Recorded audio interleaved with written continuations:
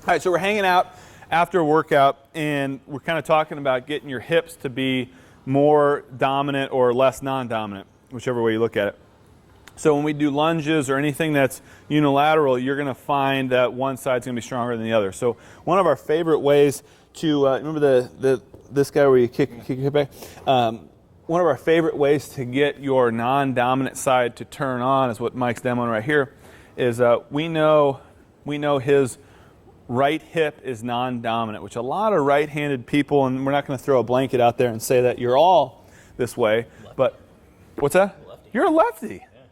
Lefties, they're a little bit interesting character, right? It's completely different. But a lot of right-handed people, what foot do you kick a soccer ball with? Right.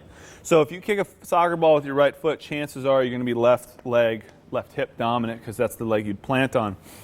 So what we're working on right here, it looks like we're doing absolutely nothing.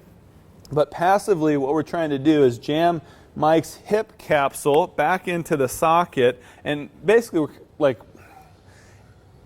think of it this way. You've got your femur, you've got your hip capsule, and your non-dominant side kind of floats around, and it's not really doing much. It's kind of lazy. So your right quad picks up for it. Your right lower back picks up for it. What we're trying to do is jam it back in place so it reactivates. And what we're going to feel after a period of time here is, I'm poking Mike's butt, is you should feel, do you feel anything yet?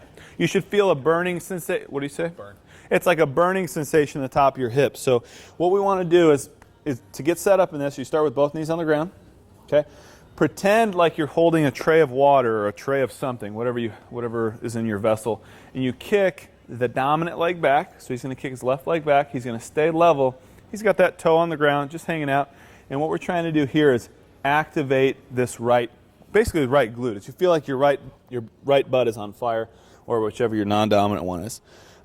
So just hang out here. One thing you can do to speed it up is you can swivel your foot side to side. Does that make it worse? Oh my gosh. And what you'll find, I'm doing my dominant side right now. Your dominant side should fire like really, really quick. Your non-dominant side is going to be a little sticky. Some of us, it may take, I've seen people take 10 minutes before they get this to fire. So you may need to grab a pad for the knee, but do this. Do it before you run. Do it before you squat. Do it before you do lunges. Do it before you do any type of movement where your hips are a little, cattywampus or whatever. Okay, are you feeling a good burn? Yeah, it's a good burn. Good burn. So let's hop up. The retest here. Just test an air squat. And we haven't done an air squat yet, so this is his first air squat. Slow, slow, slow. Okay, do you feel a difference side to side? Yeah. Okay, now here's the real test. Squeeze your butt. Can you squeeze your right butt by itself? Yeah. Are you aware of it? Yeah, I got to really concentrate on it. Okay, so a lot of us, with our dominant side, we can squeeze it, boom, no problem. With our non-dominant side, Mike said you really have to concentrate on it. And it's like, that's a game.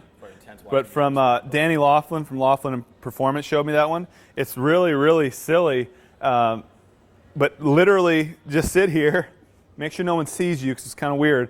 But you just put your hands on your butt and see if you can squeeze one at a time without engaging your back, without engaging your quads. And it's kind of hard. I mean, it's really, really hard. Cool. So maybe, you're sitting at your office and you're trying to flex one butt at a time. Your coworkers will think you're just kind of jamming out to music. And you might be. But work that to get your hips to set to make you a little bit more dominant on your non-dominant side.